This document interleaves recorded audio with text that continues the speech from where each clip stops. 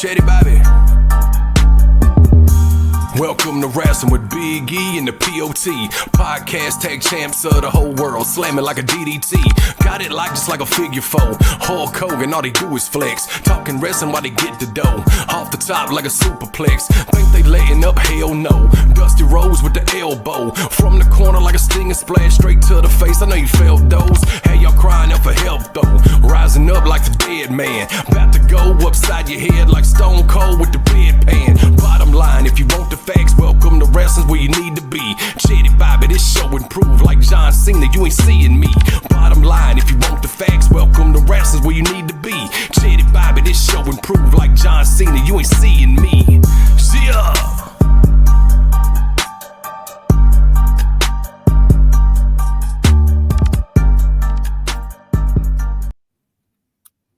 Hey, welcome to Wrasslin. I'm the POT alongside my tag team partner, Big E, aka them wrestling boys. And we're here to bring you another episode of premium wrestling content. What's going on, bro? Well, you know, brother. Hey, Episode 15, you ready to bang it out? Let's bang it out. Hey. Banger Let's after do it. banger after banger. Clanging and banging. Right. Hey, before we get started, this is Welcome to Wrasslin. We want to thank each and every listener for subscribing and commenting and liking and our future subscribers. We got a couple of new ones. We appreciate you guys. Keep listening, and we're going to keep providing. But Absolutely. Let's jump into it. Let's talk about this week in wrestling real quick and just give a couple of pointers. Do want to mention that Dark Side of the Ring started again. The new season is up. You can catch that on Vice TV. I saw the first episode. I haven't seen the second one. First episode was the Hell in the Cell, Mick Foley and Undertaker, and it was kind of like when they did the Montreal Screwdriver. The one is like, what more could you know about what we haven't already heard and seen and, learned all the behind the scenes stuff. But, this one had his wife and his kids' perspective in it from watching it at home. And, it was actually very, very good. It was very different way of hearing about it. And just like, for example, they were talking about right after the match. If you haven't seen the Hell in the Cell with Mankind, aka Mick Foley and Undertaker, please go to YouTube and check that out. It is one of the most monumental cage matches there is. Two of the biggest bumps you'll ever see in wrestling, and ever. Yeah, and Mick Foley lucky to walk away and still be able to talk about it after those two. But right. The one thing that really got me was they were talking about him, a little bit after that match, him driving around his neighborhood trying to find his house. Because he knew he was in the right neighborhood, but didn't know which house was his. Right. And that kind of threw me for a loop right there, dog. And it really lets you know, it puts in perspective of how much these guys put their body and stuff on the line for pure entertainment. So, but you gotta think, like you said, we learned so much about what more can you say about that particular Hell in a Cell match, just like the screw job and other major events that happen while we've been wrestling fans, but it's 27 years later, and that's a whole totally different perspective that we didn't know about, or never really thought about. Like you said, his family watching him get thrown off the top of that cage and landed on that table the way he did was the scariest wrestling bump I ever seen in my life till this day. And it's been some crazy stuff. You had the Jeff Hardys and you got the Ray Phoenixes and more than that is Ricochets and all those guys do all that crazy stuff, but Foley, when you talk about hardcore legend, he definitely fits that bill. And I mean just unbelievable, especially Right. that particular bump right there. So like you said, the people who haven't seen it, looked at Yeah. a Hell in a Look Cell, it up. Check it Mankind out. versus Undertaker, and look at the Right. highlights, and And you and will see again, what we're talking about. the dark side of the ring. We do know quite a few people that are not big wrestling fans, but are very into that series. So yeah, if you're not, even if you're not a huge wrestling fan, man, give it a shot and check it out and see what you think about it. It's like I say, it's Dark Side of the Ring on Vice. Absolutely. Raw, another spectacular segment with Cody and John Cena. Um, it was the first time they got physical since the Royal Rumble, or Right. since excuse me, let me correct myself before you do it. The Elimination Chamber. It was the first time they really got physical. So, Right. um, really looking forward to that match. That's going to be, it's one of the headliners on one of the nights. We're assuming it's going to be night 2.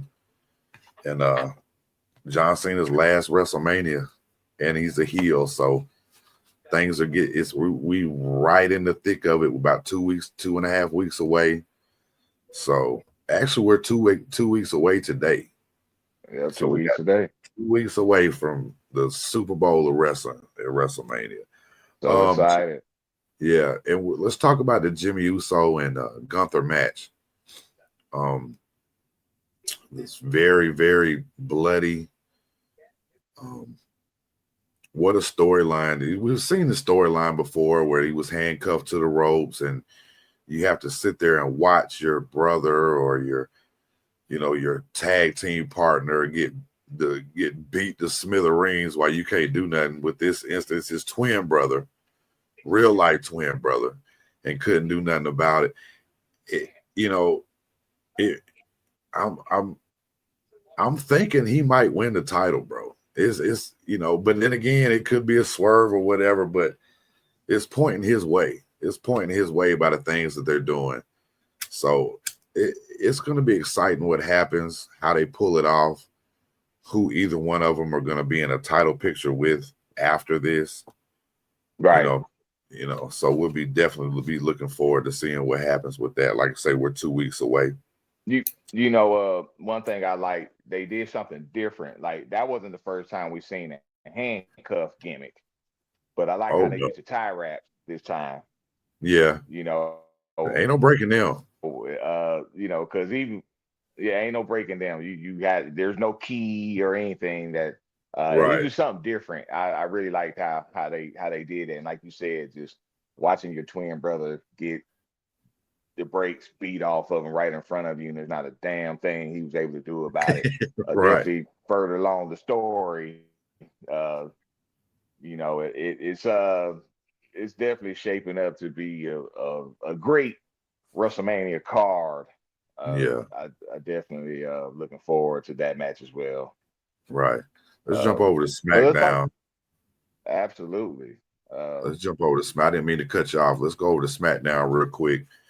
You had the Roman Reigns, CM Punk, and Seth Rollins, their triple threat match. And now we finally find out what the favor is. And We find out the favor. the favor is Paul Heyman is to be in CM Punk's corner Right. for the match. Right. They've got to doll the match up a little bit because there's nothing on the line but hatred for one another. Right. And a lot of times that right there should be enough for a good wrestling match. But with these three guys, it's just hard to kind of handle with nothing on the line. It's like there's one thing missing and that's it. I You know, agree. it should be for one of those titles, one of the big titles, one of the big two, and not taken away from anybody else, but it's it's got that written all over it. Like this should be for a championship. You know what I mean? I agree. I Yeah. agree. So And it's one of those things like even with Seth and Roman and their history, and it's like they never fought. Even now, they never fought one on one at WrestleMania. It's almost like Triple H, HBK, how they did the triple threat with Benoit in Right. WrestleMania 20. But they had plenty of one-on-one matches, Hell in a Cell, SummerSlam, where HBK Yeah. came back, and they had plenty of matches together, but they never had a one-on-one WrestleMania match. Just like Triple H and The Rock never had a one-on-one WrestleMania match, but they fought in a four-way at Right. WrestleMania 2000. But it's still not the same That, when it's not ladies and gentlemen, one-on-one. is why he is the statistician. Go Absolutely. ahead, sir. Yeah. But I agree with you. Great. I'm looking forward to the match. I'm intrigued, especially with this favor. Yeah. However, though, I really do wish that it was one of them titles on the line, which like you said, take nothing away from it. Obviously not Cody. Cody's scene is supposed to happen. Not taking Right. away from Gunther because he's a beast, and deserve to be a champion. But Right. it seems like this match right here is, I don't know. I just, man, it seemed like the title should be on the line where it seems Right. like Right. there's something to gain instead Yeah. of just a triple threat, you know? And then when you add the Paul Heyman thing into it, it tells me, whoever loses, they're gonna have a gripe about how the way they lost, Right. so it really doesn't hurt anybody. You see what I'm saying?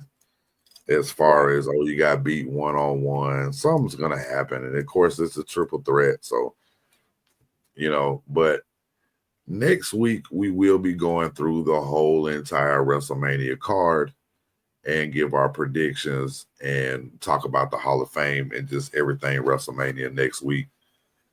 Two more quick things. We got Ray Phoenix made his debut at SmackDown. Yeah. Yeah, that was So cool. you do have the Lucha Brothers together in WWE now. It'll be Yeah, that good to was cool. see if they bring them together, if they keep them on opposite shows. Right. Clearly he got out of his his AEW contract. Right. Because that was the hold up. That was the Yeah. hold up. So they clearly have the games and stuff he was playing clearly worked.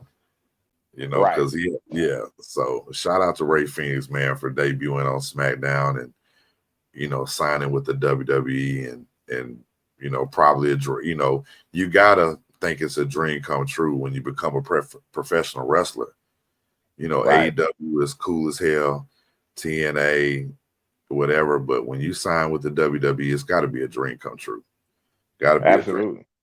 So, But you got to think with the Vince era, you would think that you would never see them two guys.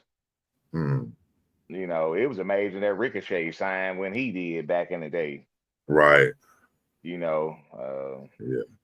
And of course, you see what happened. Well, that's true. Yeah. There's one more match I want to mention from SmackDown was Jacob Fatu and Braun Strowman, the last man standing. Of course, they've been going at it and been beefing and trying to figure out this U.S. title situation with LA Knight and with Solo and Tamatonga, that whole ordeal they got going on. Like there's a lot of friction going on that side of the bloodline. But I felt like I was pretty pleased with the physicality. Yeah. With Strowman and Jacob. Yeah, Jacob Fatu right now is my favorite. He's my absolute favorite right now. Yeah, I'm glad that he did obviously got that win where he's gonna be in the title picture at WrestleMania. So I was very happy with that outcome. Absolutely. One more thing about SmackDown, and then we'll move on with Kevin Owens. So it looks like he is, unless it's a work, that he's going to be out of WrestleMania due to neck injury. So, and there has been storylines like that. Those I would dare say they don't like to play with as far as careers maybe being done or whatever. You know what I mean? So right. Hopefully, if it's not a work and if it's a shoot, then hopefully he can get through everything and get back to work. And if it is, God bless him. What a surprise it'll be at WrestleMania if something were to happen. But it does look like he really is hurt, and he will not be in WrestleMania this year. So What really sucks about that, obviously the injury, especially to Kevin Owens, but also you got to think Randy Orton, who he's in the twilight of his career. right, How many more WrestleManias does he have? I mean, he's right, been injured. He wasn't there last year, wasn't there the year before, right, and now he may look like he's going to miss this one, but it wasn't his injury. It was another injury. And I mean, how many more of these does he have? So right. I kind of feel bad. I mean, obviously, you don't want to see nobody get injured, but I really feel bad for Randy. Yeah, So we'll just see how that play out because it's not a whole lot of time to build another story. It's 2 weeks left, right, so we'll see what right. happens with that. Absolutely. Real quick before we jump into the yeah, man. So prayers up for Kevin Owens though. Speedy recovery if needed. But Right. let's talk about one more thing before we jump into our episode. You went to an indie show Monday. You want to That I talk did. about it? Absolutely. First of all, the the promotion I'm confused about because it has multiple names. Right. One was called Renegade Independent Professional Wrestling, but then I went to a show last month and it was like Mr. Renegade, who's the owner, cut a Yeah. promo at the last show and was like, they did like almost like an invasion type storyline where he's like, I'm done with Renegade. I'm starting my own thing and I'm bringing half these wrestlers with me.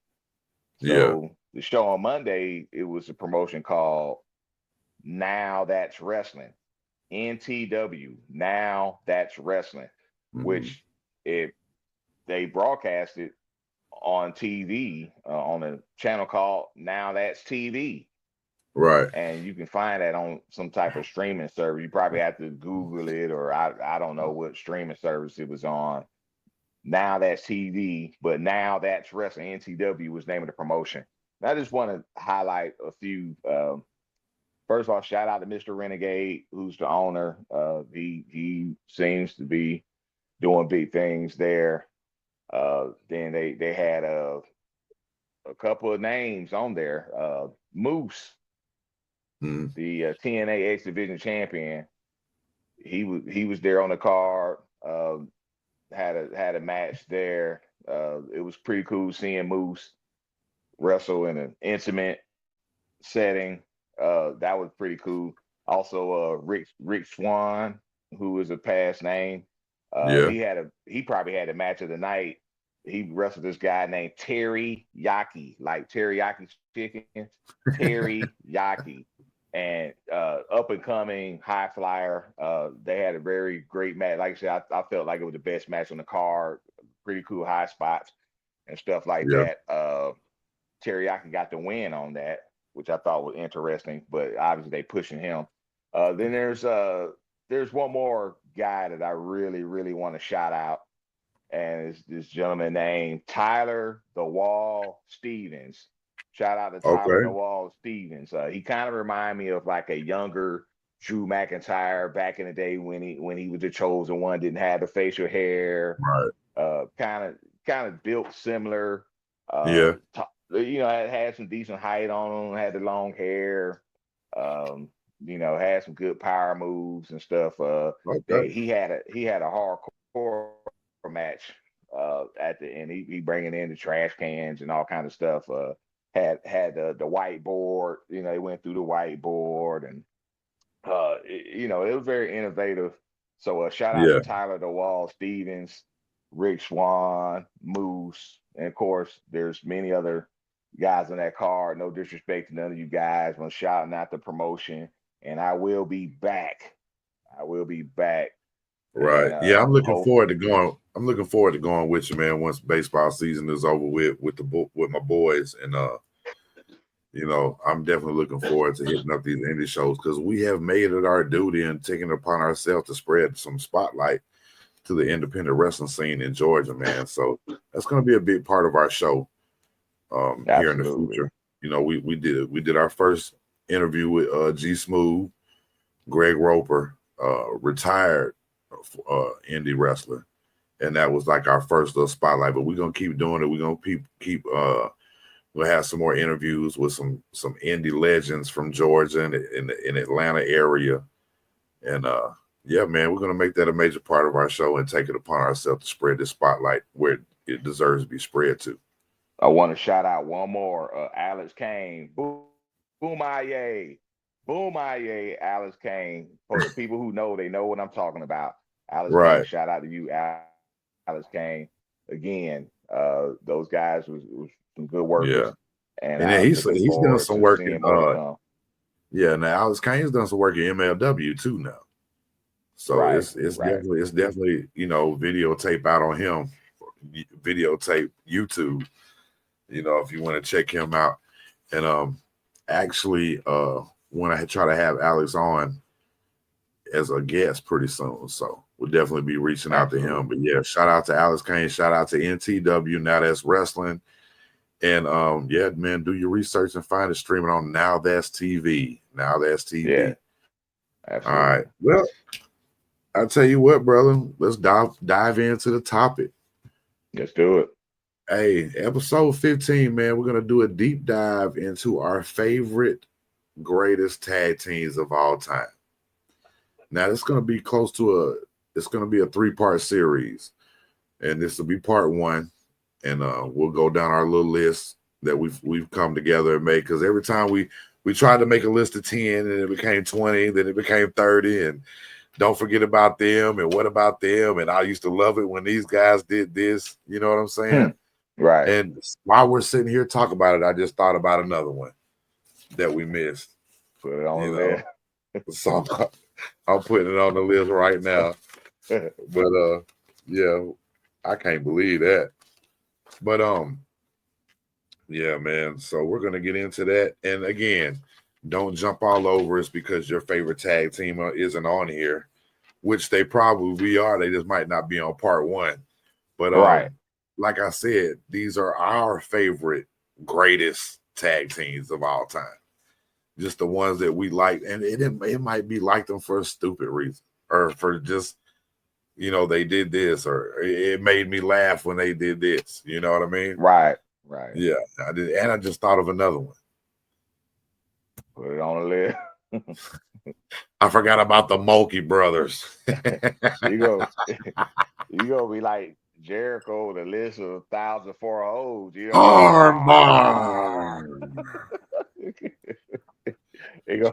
We're gonna be episode 25. The Saskatchewan scissor leg head breaker.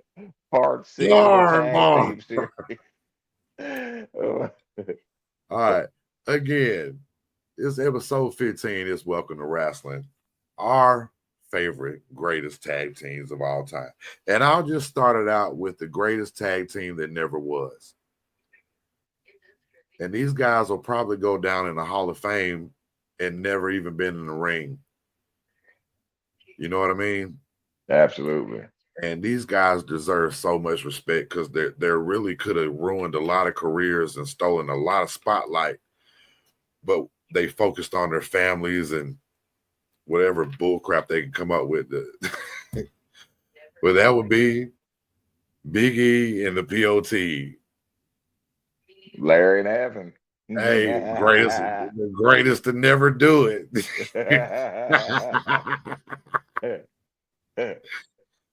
We are the greatest tag team that never stepped in the ring before. Absolutely. Yeah. So that, hey, and if you don't like that number 1 pick, then I don't know what's wrong with you. But let's really get into it. And let's just go ahead and throw them in there because there's no time like the present. There's no need to wait.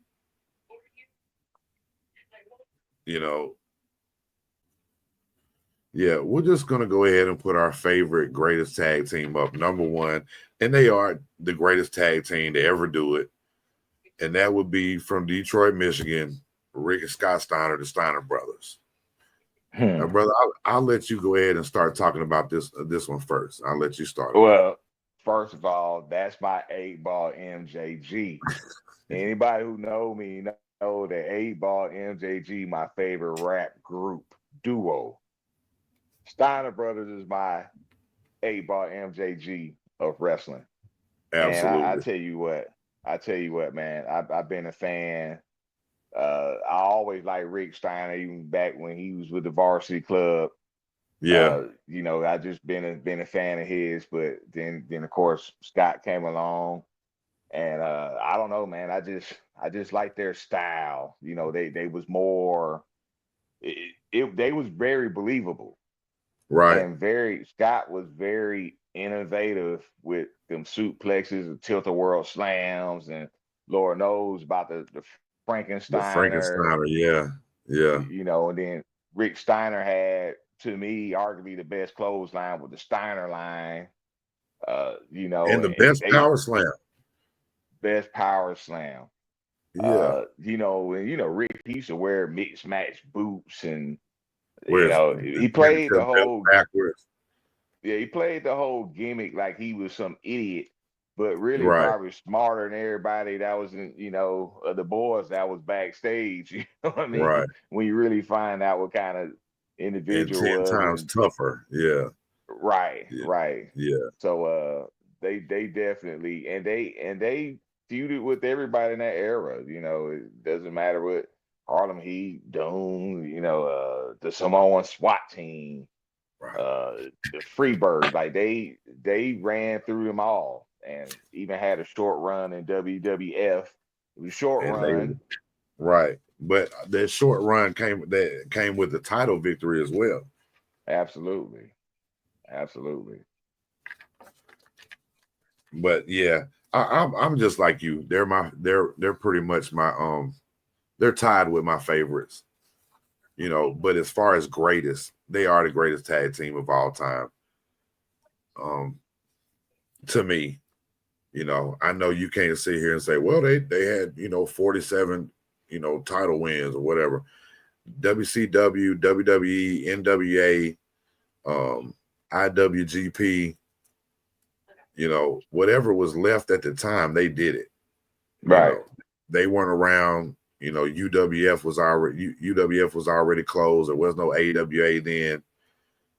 Of course, Scott started out in Memphis, and then Rick Steiner was already in at UWF and then NWA. They was with the Gilbert Hyatt Foundation. Right. Yeah, Along with him Sting. and Sting was, Sting. Yeah, 'cause him and yeah, Sting were tag team champs. absolutely. Yeah, and that's when he used to wear them biker shorts instead of the singlet. Yeah, Right. but he was, what I'm saying, diesel then, but fresh Right. out of college. But Right. they were good, like you say, with Rick being with the varsity club, he was already wearing his Michigan jacket, and then got up with Scott, man, and then they just made history, real life brothers, and we got a couple of those on our list. So that makes them, already, close knit because they're brothers, Right. real life brothers. They grew up together. They've been wrestling together way before they started wrestling. You know what I'm saying? Right. Beating each other up, but you talk about innovative with Scott Steiner. You could say the same thing for Rick Steiner. They used to do the DDT off the top rope, the bulldog off the top rope. Right. Just and Rick would get in there and do the power moves, but would take the beating. Scott come in on the hot tag, and they take care of business. They've been world tag team champions, U.S. tag team champions. They've done it all till they couldn't do no more. And then both went on to have, of course, you got Big Papa Pump, but Rick Steiner also got the TV title, the U.S. title, but Scott Steiner was able to get the big one and get the world title. So, I mean, there's moves that Scott did back in the day that I still haven't seen today. You know, Steiner Screwdriver. yeah, the Tilt the World Slam was just so cool to me. Yeah. I mean, I watched the match earlier. I was watching Super Brawl when they faced Sting and Luger in that tag team match when Nikita came in and tried to hit Luger and Sting pushed him out of the way and he hit Sting and then Steiner's end up pinning him Right. for the win. And uh I can watch any one of their matches anytime. Like it's they just again, that's my A-ball MJG and I'm Yeah. sticking to it. Right. Absolutely. Absolutely. Well, let's go to a second one. One of my all-time favorites. Like I said, they're all our favorites, you know. But they would talk about innovative. The first ones that use music on the way to the ring. The first trio to have the tag team titles and have their own rule to whether any three of those guys could defend the tag team titles on any given day. They call it had, that till this day. right.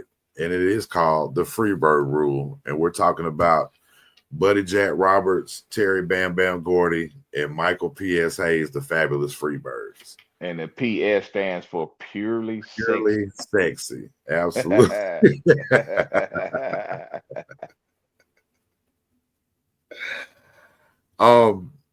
You know, if you're a wrestling fan, old school wrestling fan, you know all about the Freebirds and the Von Erichs.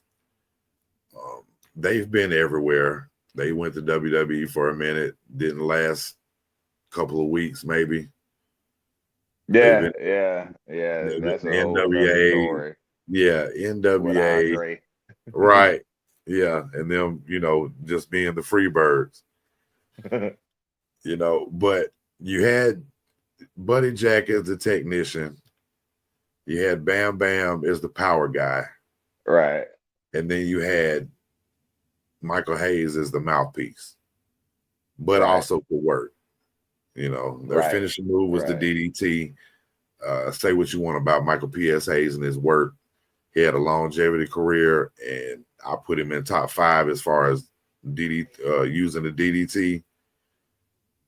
As far as the guys that used it for a finisher. You know, of course, nobody's going to top Jake the Snake Roberts or Double A for that matter.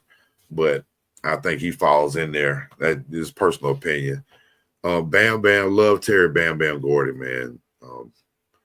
You know, RIP to him and Buddy Jack. But Bam Bam was different.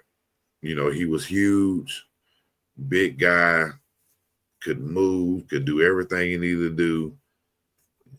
If you weren't intimidated by him, then you're a bad dude. You know what I mean? They had their own rock and roll video, their own song that they sang that they came to the ring to after they was using Leonard Skinner's Freebird. Right. So, and then you got a second version of them, and we're going to stay down and show them some love too.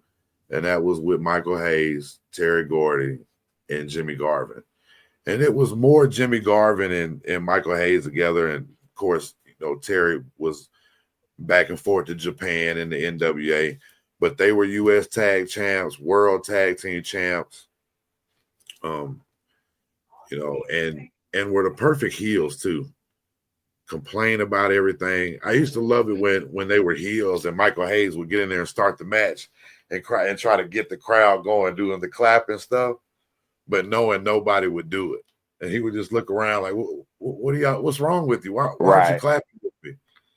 You know what I mean? Of course, they're going to cheat. They're going to get beat up the whole time. They're going to run away, you know, and then somehow get the roll up and get the win. And that's Garvin in his hair, you know. Right. Yeah. It's not my fault.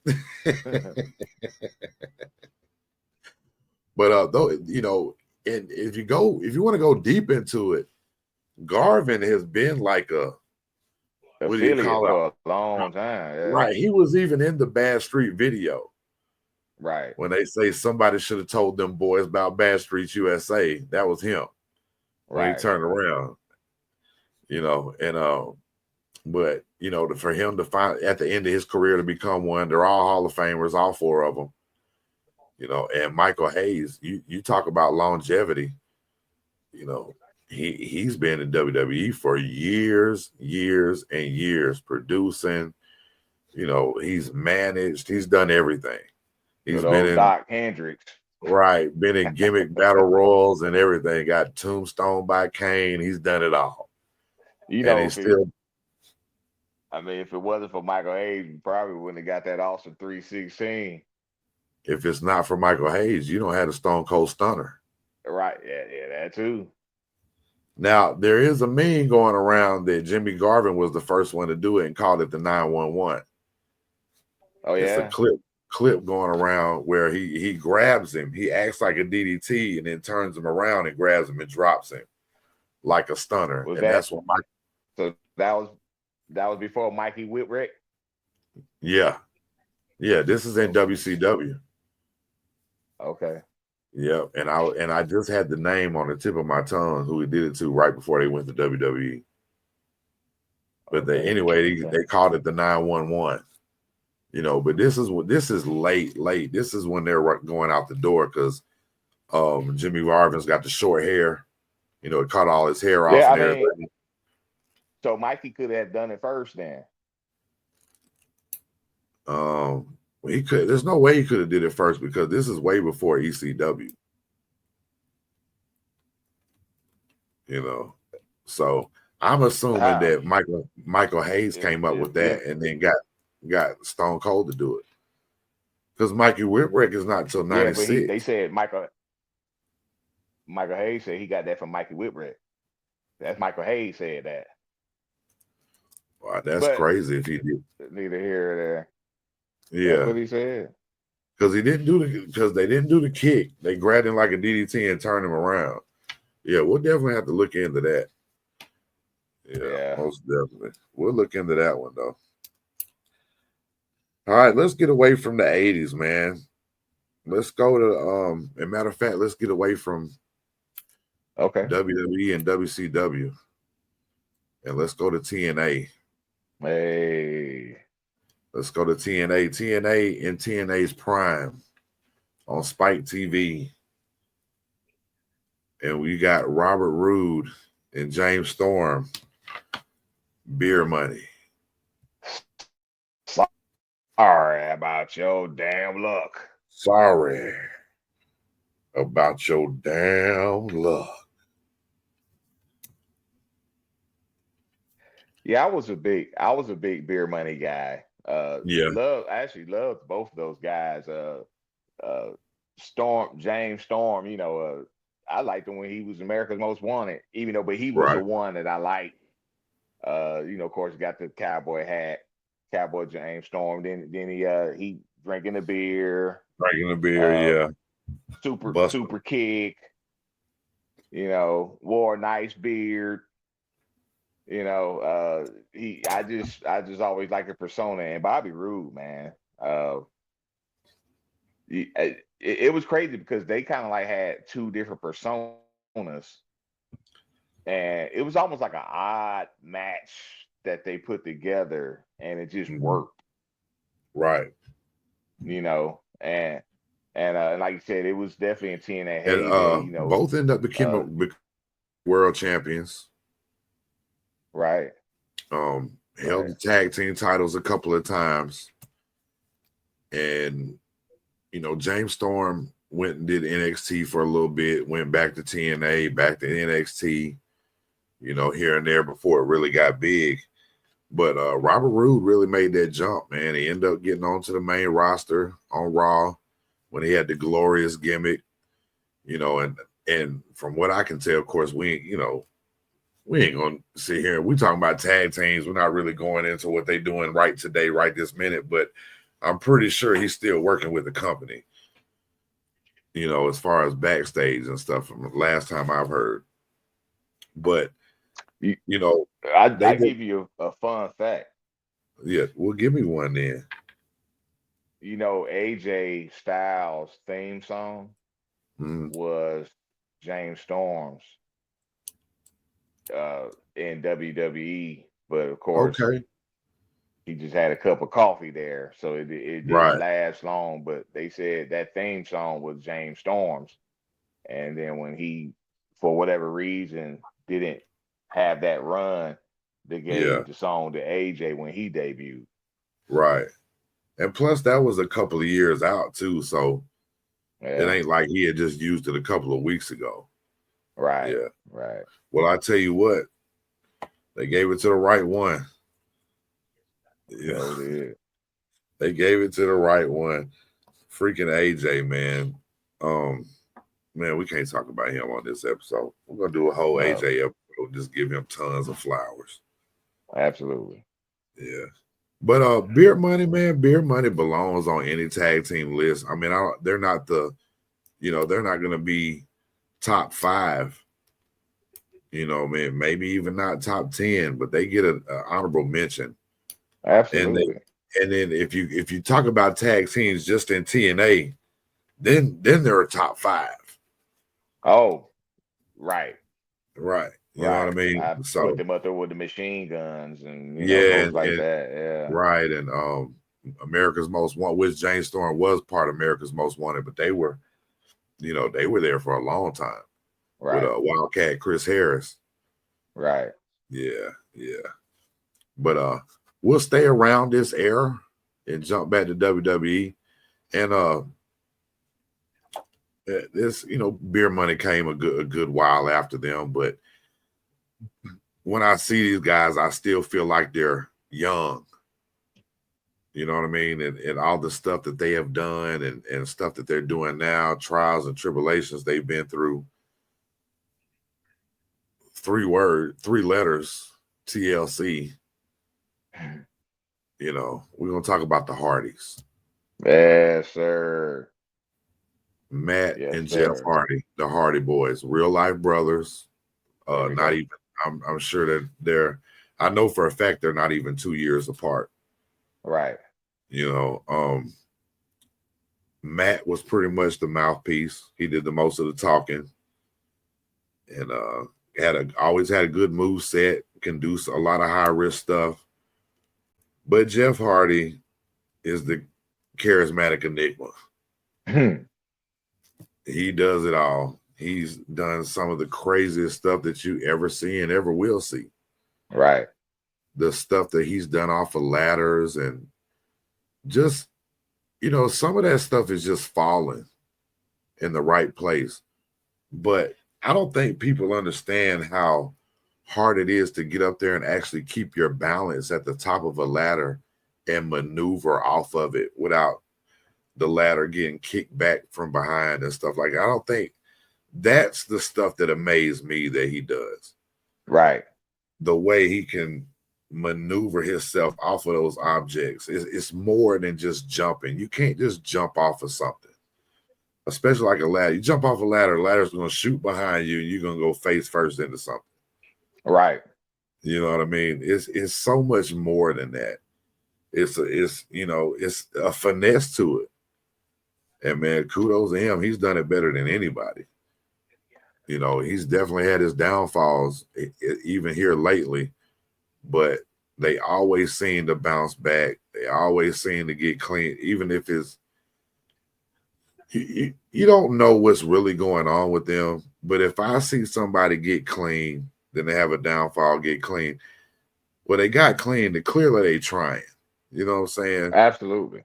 And that's the stuff that I look at. And if they continue to bounce back, eventually it'll be that bounce back where they stay there and stay healthy, stay clean, and start making, a little bit better decisions. But as far as wrestling goes, very innovative. Yes. These guys started, they pretty much tried, like we've talked about before, they trained themselves.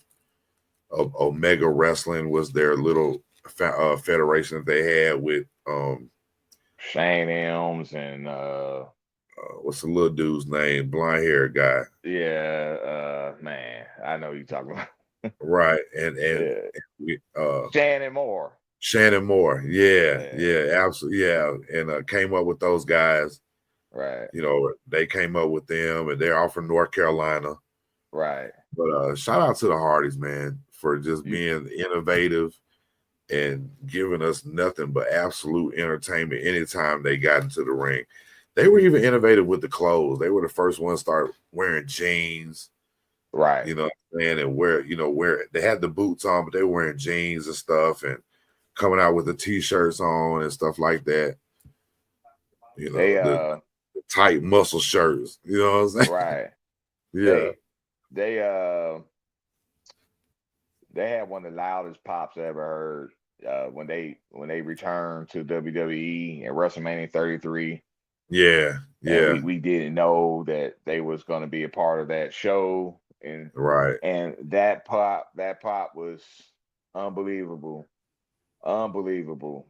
And they did a great job of, especially these days with the internet and the rumor mill and stuff. right. They did a great job. Matter of fact, they even had an indie match They the had a day ladder match before.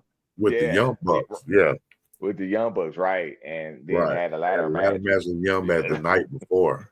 And had a ladder match the next night at WrestleMania Right. 33. At WrestleMania. Uh, yeah. What So, that payday, I bet you that payday was that weekend pay was crazy. right. They getting Yeah, WWE checks and indie checks.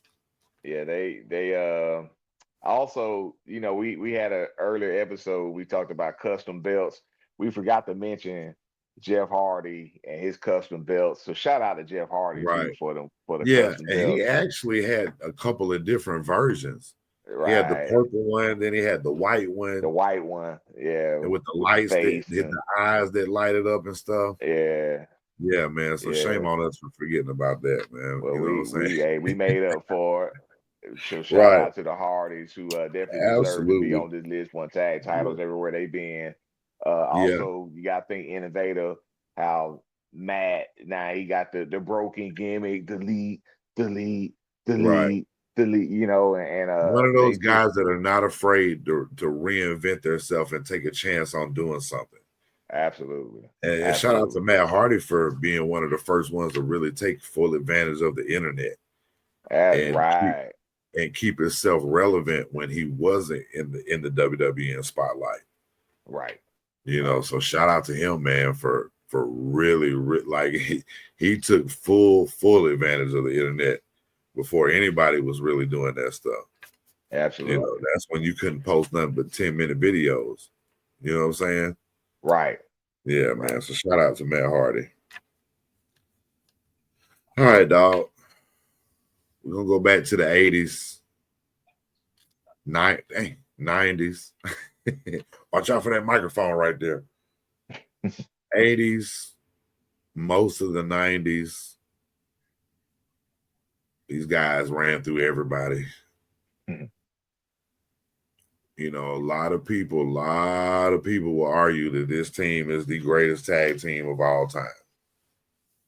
Yeah, yeah, yeah. A lot They of were the people will first. say that. They were the first ones to hold all three big titles, all three big promotions, and that was when you had the AWA, the NWA, and the WWF. And we're gonna talk about the Legion of Doom, the Road Warriors, Hawk and Hammer. Rush. If I'm That, liking the, go ahead. I mean, you want to talk about intimidation. I don't, I mean, there's a lot of, especially back in that era, wrestlers, there's wrestlers that look dangerous, but them guys, because they was all muscle bound, shoulder pads with the spikes, face paint. They had the whole Mad Max gimmick, they got the idea from, and Down then to a T. even the haircuts, with Animal with the mohawk, and then Hawk had the two. I don't know what you call his haircut, but I saw them do an interview. They said they strategically did it that way, where it's like Animal's head could fit in between Hawk's hair, like they kind of like had that whole like a puzzle, like it fits like a puzzle. Right. Uh, and like you said, man, they wasn't the best technically sound guys. They just beat you up, drop you on your head, power moves. Uh, they was dangerous Right. in more ways than one. So I even heard a story, back in the AWA days, the early days, and they would like the Bruiser and Crusher was still around, and they said that backstage, Bruiser Crusher was like, "Hey, we don't do the take them bumps from the power slams and all that." And they said when they Right. got in matches, first thing they did was pick them up and did the gorilla press slam. Yeah. It was just funny how the Bruiser Crusher obviously was veterans and probably was like obviously well respected in the locker room, and they was just like, fuck that, we're gonna do what Right. we want to do, Right. so RIP to both of them, Hawk and right, Animal. Animal was more recent. Hawk was early 2000s. I want to say like 2004 or something like that. It was right. early 2000s. Don't get me the line, but they got the argument to be the greatest tag team of all time. They have the argument. The only thing that hurts them is it would be hard for them to fit in now. To me, it would be if you're gonna if first of all, if I like the Road Warriors, I'm liking the Road Warriors from the NWA, not the ones from WWE, because They it gets a definitely got little watered down. get watered down. And WWE, if the Road Warriors are here now in their prime and doing the same thing they did back then, which is what they were capable of doing, they don't fit in good.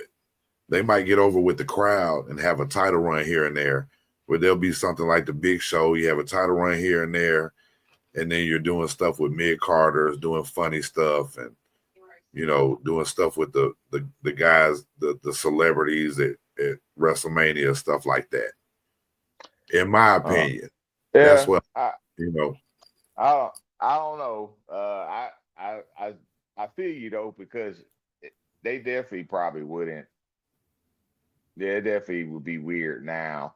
Now, one thing Right, we can say about those guys, though, and we talked about being innovative, there's probably haven't been a tag team or many wrestlers in general that had more copycats right, than they had, especially in that era. You right. got to think like the Powers of Pain and Demolition, and And see, there's other, you know, and the era that they were in gives them the argument as well. right, Because in the 80s and early 90s, tag team wrestling was way different. It was right, a lot more tag teams. It was a right, lot of tougher tag teams, and it wasn't frowned upon to be on a tag team. You right, understand what I'm saying? So, and them to have the titles wherever they go and be that top team, no matter if they're watered down in the WWE as fan favorites, if they're poking Dusty Rhodes out of NWA, if they're beating up Vern Gagne and throwing him in the back while they're doing the interview in the AWA. They ran through right, everybody. And, right. and and arguably the toughest times as tag teams when there were so many. Right. So that strengthens their argument. But when I you talk about the Steiner brothers could be on top right now with the same arsenal and everything they did back then. I agree. Yeah. So Which that's I was I was very, since you brought up the Steiners. Of course, they was same era. I mean, Road Warriors yeah, started, they was probably 5+ years before the Steiners, as far as starting out, but they were the same era though. I right. was very, and I know they was faces around the same time, and uh, but I was very disappointed in the two matches that we know about televised. I don't know if they did some Right. stuff in the house shows and stuff, but I know one match was the Iron Team competition, Starcade '89. Uh, I don't know, man. It was okay. They I don't know. I didn't like the finish. I understood the Right, finish. They of course the Road Warriors did one of those off the top rope. It wasn't necessarily the Doomsday, but they did something similar. right. And it was Because like they Hawk would catch them sometimes just coming off the top rope with the clothesline. right. Yeah, But it was a situation where it was like both of their shoulders were down, and then Scott put the shoulder up at the end, so they end up winning the match. yeah, Which I wasn't mad about that.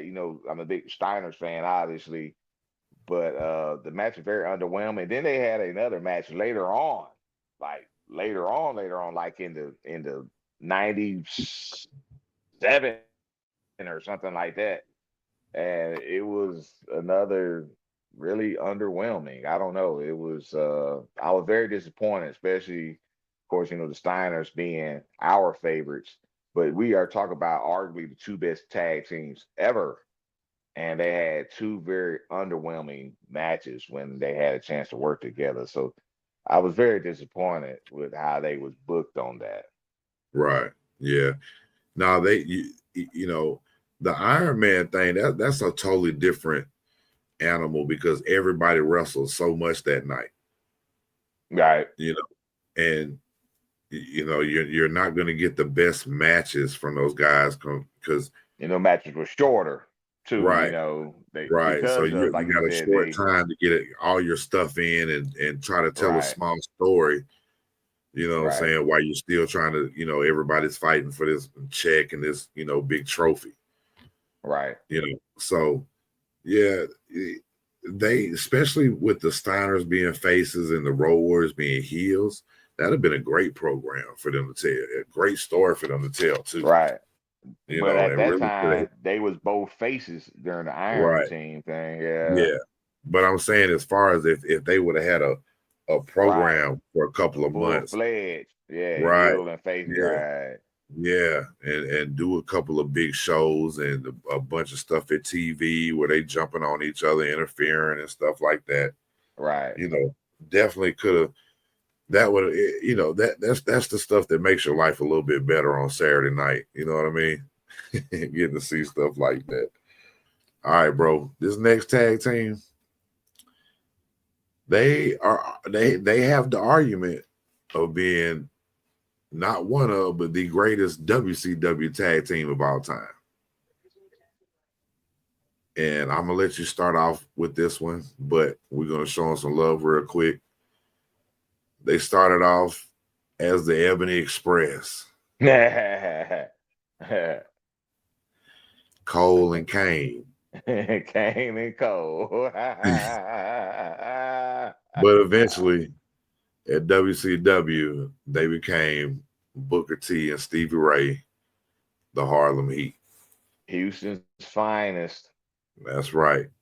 I'm gonna let you start that off and take Well, it. again, like you said, they was the Ebony Express or Experience. I don't know. You don't give me the line. I remember the first time I seen these guys though was in Global Championship Wrestling in the Mhm. Sportatorium, same place where World Class was held. Right. And I saw those guys, and like, okay, they look pretty cool and very athletic. Didn't know nothing about them. Then of course they eventually showed up in WCW, which according to them, Sid Vicious, rest in peace, Sid Vicious, the one that got them their job, their tryout in Yeah. WCW. And man, like you said, real life brothers. Stevie Ray was the powerhouse, the big brother. And then of course Booker T. We all know, Booker T. Very athletic, scissors kicks and spinneroonies, and uh, very, very, very charismatic. Uh, they was dangerous. Right. That was one of the first gimmicks, and I'm not trying to make this a black white thing, but let's be Mhm. real. The way a lot of black wrestlers were portrayed, especially back in the day, they was the first ones that really made it real believable for me.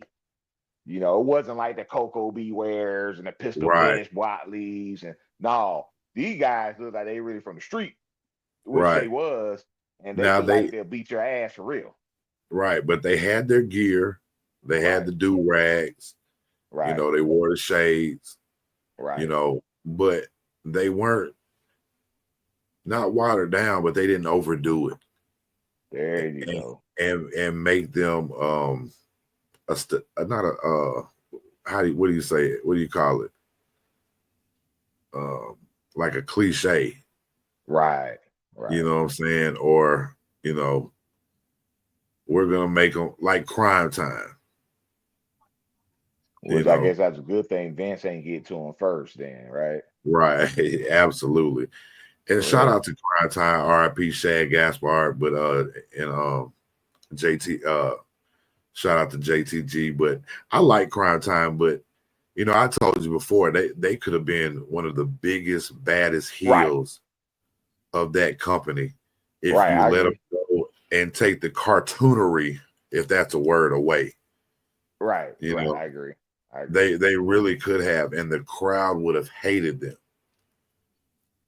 You know what I mean? I agree. I agree. Yeah, but like Harlem Heat, when they came out with that fire going off and the da da da da da, you know what I'm saying? Like they were believable, dog. You're right. They were believable. They weren't, cartoonish. They weren't Oh, watered down. They them let them wasn't run like with it. they'll beat your ass for real. Right, and they did. They had some, Yeah. and you talk about Booker T being athletic, and I mean the Harlem Hangover with flip onto do the leg drop off the top rope, Right. missile drop kick off the top rope, scissor kick, the karate kicks that he used to do. Man, them guys could go, Right. and Stevie Ray would come in there and slam you and throw you all over the place, but they were built, they had they had them haircuts a little too long now. Yeah, You know what I'm talking about? The little I know what you're talking about. the Yeah. little high Them boxes or whatever yeah, they yeah, had. like Will Smith. He held on to that box a little bit too long, Yeah. you know. But other than that, you know, um, and they're both, they're Hall of Famers. Booker T's two-time Hall of Two Famer, times. Yeah. two-time. We Yeah. talked about the other day when you had brought up about Booker T being the greatest African American wrestler of all time. Right. It's kind of hard not to say that he isn't, Yeah, it's kind of hard to argue with that. because you got Ron Simmons, one title reign. You do got The Rock in there, but The Rock is, half Does black, he half count? Samoan. Yeah, yeah, Yeah, yeah. you know. And then, you do got Bobby Lashley, and stuff like that. But Booker T is Yeah. a 5-time world champion.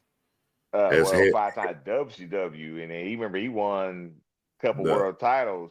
Not WWE title, but a but couple world. TNA. Well, he Yeah, won a couple world titles while he was with WWE. You know, yeah, when he was King Booker and all that. yeah, absolutely. Yeah. Uh, a billion-time tag team champion. You Right. know what I'm saying? Has done some great stuff. Knows how to also one of those guys that can reinvent himself and Boy. the King Booker stuff, that's like, them giving you, hey, we're gonna do this, and then you just take it to a whole nother level and it gets so over. And that's all about the guy. That's all about him, man. That's all about him putting his all into everything he does. He's got his I own promotion, Reality of Wrestling, ROW, out of Houston, man. Check them out. also You have know, his own radio show in Houston, like a sports talk called the Hall of Fame. uh-huh. Uh, shout out Booker T, man. You Right. that guy is pioneer. Like you said, it's kind of hard to argue with his credentials. As far as the polls that I don't know who they asked, who voted for all this stuff, but it is hard to argue him being, voted as the top African American wrestler. Right. And that, there's no disrespect to the Junkyard Dog and Bobo Or anybody, Brazil and but anybody, there's always got to be a best, and I think that's him. And I think he is him. And so shout out to Booker T, man, and his career, and even the stuff he does in NXT still with the announcing and stuff. Dude is busy. Just say that. He's busy. He definitely do. He doing his thing. And I know again we talking about tag teams, but when even the stuff he did in TNA with the Main Event Mafia and all of that, that guy, we can't say enough about Booker T and Stevie Ray not getting lost in the mix, because of course it's if it wasn't for Stevie Ray, probably wouldn't have been no Booker T as far as the wrestling business. Right. Because if from the stories I've heard and seen the stuff he did, it was all Stevie Ray was wanting to be a wrestler. It wasn't, both of them. Right. It just happened to be when Booker T got out of jail, he needed something to do. Right. You know what I'm saying? So, but I mean, hey, what better way to get in the business but with your brother? Right. You know what I mean? And they're different from the Steiners, and they started together. They trained together. They came out together. And you got a heads up on the competition when you start going to school and start to train. You're not out there alone. Your brother is right beside you, who knows you better than anybody. You know what I mean? Bro. Right. But what a way to just be able to start, and you probably feel more comfortable. Just might not a lot, but a little bit. You know what I mean? And that having your brother right there gets you past them bad days, dog. You know what I mean? And let's not forget about that legendary feud he had with Stone Cold when they had the fight in the grocery at the store. Supermarket. Yeah, man, that was and then the work he did with Goldust, man. That was like funny hilarious, man. That was hilarious. So shout out to Harlem Heat, man. Yeah, hey, ooh, had to get a swig of that water. Yeah, because we talk about the Heat. Well, we're gonna do one more and call it an end to part one. All right. Of our favorite, greatest tag teams of all time. Now, when I say our, I don't really mean our on this one. Look at you. But I'll give it to them though. Not a fan. Not a fan at all. Fan of their work, because you can't deny Bret Hart of working. Do I like it? Do I like him? No. Am I a fan? No. No, I'm not. Nor will I probably ever be. He could come on this show and give us 500,000 views. Now, still not going to be a fan the next day. But anyway, Jim the Anvil Knight Hart, Bret Hitman Hart, Hart Foundation. One of the top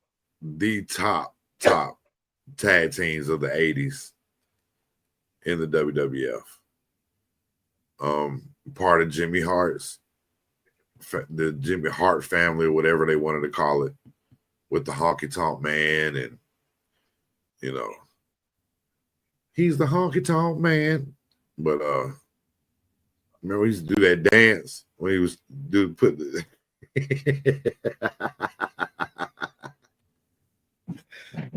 old Wayne. I can't remember his last name. Was the first name? Yeah, Wayne Ferris. Yeah. But I'm gonna tell you something about Bret Hart and his move set. Okay. Every move he does, he makes it look like he's doing it as aggressive and as hard as he can. Every time. Has some of the best punches. And you know me, I can't stand a wrestler that has bad punches. I can't stand a wrestler that does the forearm and it don't look right. I can't stand that. If you if you can't punch, you know, something ain't right. That should be one of the first things that you learn and get down. You know, a few Yeah, people because are that's what makes it look believable. right. RVD gets a pass, you know, and Kevin Nash get a pass for having some of the worst punches, you know. But you and we could do an episode about punches because you talk about Scott Hall, one of the best punchers in the game, Flair, but Bret Hart used to throw them punches, man. And I mean, you would think he was sitting there clobbering everybody. You know, when he used to do the bat breaker, you know, they were innovative with doing the, you know, he would hold, Amber would hold him up and he would come with the clothesline. The heart attack. Yeah. You know, and like I say, you know, it's same story, different team. You got the technician and you got the power guy. You know. But yeah, that's all about all good things I gotta say about him, man. You can take over on that one. You know, now of course we 80s babies, right? Right. When we came up. And so, you know, I know you was more NWA back then, and I watched both of them. I mean, I know you did when you could, but when I could, yeah. Yeah, it was a lot of Saturday nights, main events, and all kind of stuff. I watched All American Wrestling and stuff. So I watched a lot of WWF growing up, and they always stood out to me, man, because I don't know. One, they was wearing pink, and that was crazy because it was like, you know, we growing up, pink was like, you know, it definitely wasn't cool like it is now. Right. And you can pull it off, whereas it was very, because if you remember, they had the blue and black at first. Sure did. Yeah. Also, they're not brothers, but brother-in-law. Brother-in-laws. Yeah, brother-in-law. So of course, Anvil was married to Bret Hart's sister. Natalia is Anvil's daughter, Bret's niece. And you know, also growing up, you know, like you said, it was a lot of tag teams like the Killer Bees and the British Bulldogs and all that kind of stuff. But they was one of the first ones that made me really think about, like, okay, doing the double team moves, like really paying attention to, like, it wasn't just like two individuals wrestling, like they was doing double team moves, and especially as you get older, looking back at it, they was definitely a very, very innovative tag team. Now your issues with Bret Hart is kind of like, I have issues with him as well. That's a whole nother story. But I think a lot of that with me was obviously how the screw job was handled, which that's another time for another story. But and also he's very bitter about the business now. So that kind of, I don't know, you know, I do feel some kind of way about that as well. But as far as him as a technician and his work and them as a team, I'm definitely ability is top notch, to say the least. I definitely give him that. And I'll tell you that all day long. Yeah, you know? So definitely far, especially WWF in that era, they definitely wanted to. You know, this is not a really rankings thing. This is our favorite tag, even though I know you said that definitely ain't your favorite, but they very innovative, had a lot of impact, and they definitely had to be one of the top 5 tag teams in WWF history. I mean, they definitely had the argument. So, absolutely, shout out, rest in peace, Anvil, and you know, that Hart Foundation deserve to be on the list. And you can't deny it, whether you like them or not. But hey, that was part 1, man, of our favorite greatest tag teams of all time, and we're gonna revisit it here pretty soon and give you a part 2 and a part 3, because we got a hell of a list, and I just added 5 more to them as we were doing the show. So, a couple of quick things about Welcome to Wrasslin and what me and P.O. got going on. We love doing this show, and we're going to keep doing it. and we hope you guys like it and love it as much as we love doing it. And it's going to be a major passion of ours, and we are going to venture out a little bit and do a couple of different things. And we're going to keep it wrestling. We're going to keep an episode coming out each week on Mondays, but we're also going to venture into doing maybe once a month, doing Marietta football show. And we'll be letting the name of it out and all that stuff here soon. But we're going to be talking to former football players, former coaches, and just have a good time talking about Marietta High School football. We're both former players there. We're going to have a lot of former players on here. And it's just going to be fun.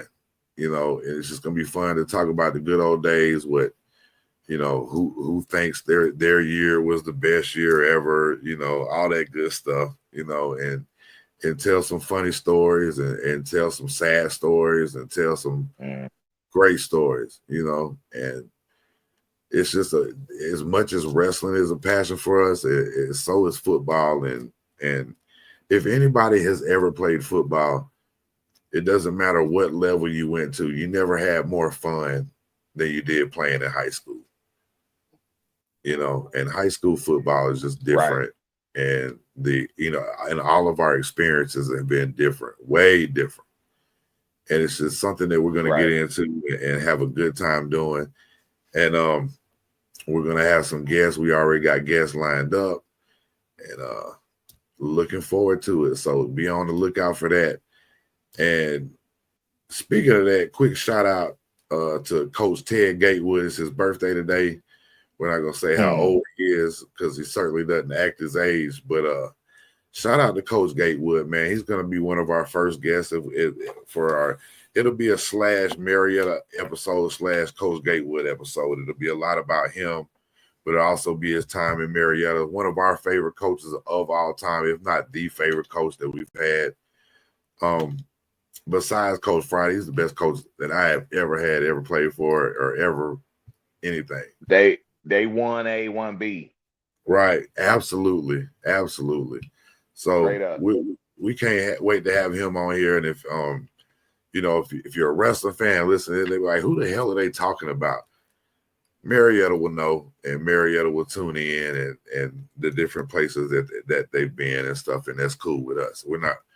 We're doing the wrestling because we love wrestling, but we also got a passion for football, especially our high school alma mater. So it's just something else we get to have fun talking about and get to share with everybody. And we look forward to it. So shout out to Coach Gatewood, man. Happy birthday, Coach. And it's welcome to wrestling. Welcome to wrestling. Hey, welcome to wrestling.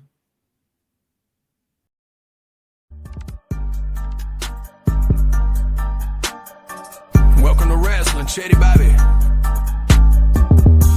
Welcome to Wrasslin with Big E and the POT. Podcast tag champs of the whole world, slamming like a DDT. Got it just like a figure four. Hulk Hogan, all they do is flex. Talking wrestling while they get the dough. Off the top like a superplex. Think they letting up? Hell no. Dusty Rose with the elbow. From the corner like a stinging splash. Straight to the face, I know you felt those. Hey, y'all crying out for help though. Rising up like a dead man. About to go upside your head like Stone Cold with the bedpan. Bottom line, if you want the facts, welcome to wrestling where you need to be. Chetty Bobby, this show improve like John Cena, you ain't seeing me. Bottom line, if you want the facts, welcome to wrestling where you need to be. Chetty Bobby, this show improve like John Cena, you ain't seeing me. See ya.